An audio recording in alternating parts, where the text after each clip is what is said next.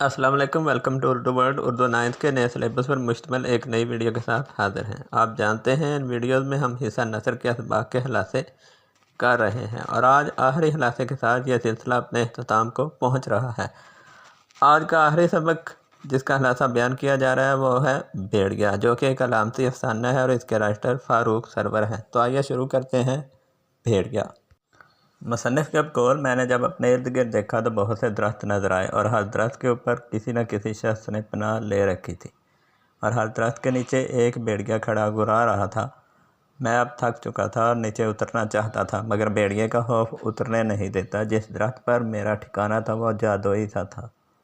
یہاں میں جو بھی خواہش کرتا فوراً پوری ہو جاتی، لیکن ہر طرح کی آسائش ہوتے ہوئے بھی ایک چیز کی کمی تھی اور وہ تھی آزادی۔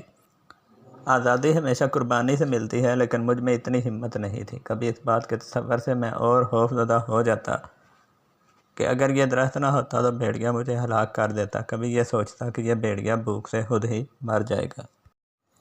ایک روز صبح اٹھا تو درخت کے پتے ہلے، پتہ چلا ایک اور شخص بھی بھیڑیے کے ڈر سے درخت پر پناہ لیے ہوئے ہے اور نیچے اس کا بھیڑیا کھڑا گرا رہا تھا۔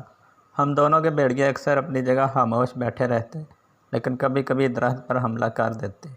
ایک بات واضح تھی کہ بھیڑیوں کا تعلق صرف اپنے اپنے آدمی سے تھا، ویسے وہ ایک دوسرے سے لا تعلق رہتے تھے۔ ایک دن ہم دونوں نے فیصلہ کیا کہ نیچے اتر کر بھیڑیوں کا مقابلہ کرتے ہیں، ورنہ اس طرح عذاب میں زندگی کیسے گزاریں گے۔ میرے ساتھی نے درخت سے کود کر ایک شاخ سے بھیڑیے کو مار کر آزادی حاصل کر لی، جبکہ میں ہمت نہ کر پایا اور اپنی جگہ بیٹھا رہا۔ میرا ساتھی مجھے پکارتا رہا کہ نیچے اترو، یہ بھیڑیا تمہارا کچھ نہیں بگاڑ سکتا۔ اچانک میرا درخت چھوٹا ہونے لگا اور بھیڑیا بڑا دکھائی دینے لگا۔ میں اور بھیڑیا قریب آ رہے تھے۔ میرا ساتھی مجھے مسلسل کہہ رہا تھا، درخت سے نیچے اترو، یہ بھیڑیا تم سے زیادہ طاقتور نہیں۔ آخرکار میرے درخت سے اترنے پر بھیڑیا مجھ پر حملہ آور ہو گیا۔ میں نے درخت کی شاخ سے اسے مار دیا۔ آزادی کے احساس سے میں خوشی سے چیخنے لگا۔ شکریہ ادا کرنے کے لیے اپنے ساتھی کی طرف دیکھا تو وہ اپنی جگہ موجود نہیں تھا۔ میں حیران رہ گیا کہ میرے چاروں طرف بے شمار درخت تھے جن پر کسی نہ کسی شخص نے پناہ لے رکھی تھی اور ہر درخت کے نیچے ایک بھیڑیا کھڑا گرا رہا تھا۔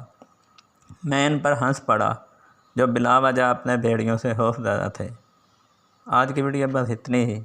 اللہ حافظ۔